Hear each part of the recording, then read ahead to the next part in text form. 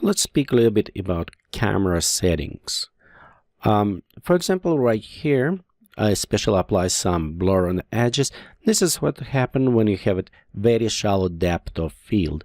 So most of the time, it's happening when you're using telephoto lens and you have it, your f-stop is wide open, like 2.8, 1.4 or something. And it's worked very well, very beautiful portraits. You can have it if you focus on an eye, and it's make a blur kind of effect around this. So it's give it focus on the eyes on the person. However, for the compositing, the blur is our enemy. So it's meaning, oh, look on this edge. If I want to extract or I need cut some information off, I cannot get very sharp, like for example on this case, I cannot get very sharp edge.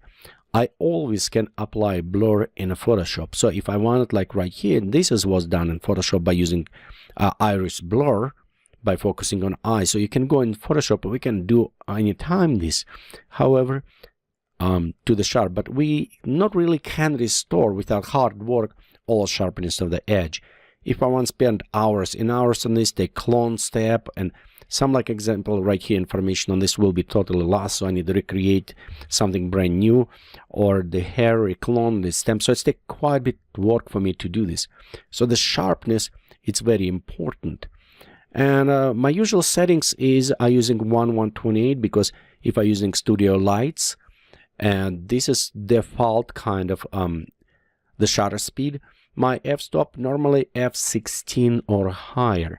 Be careful when you go to higher, you may give it some distortions come or vignetting very heavy from the lens, but you can overcome always this. But I like to have it very depth of field very wide, so I don't like very shallow one, because it's give me this blur, and blur is my enemy if I'm cutting off. So, and ISO, of course, I'm trying to keep it on a low biasable ISO, about ISO 100 in this case, so we'll have it a less digital noise and better.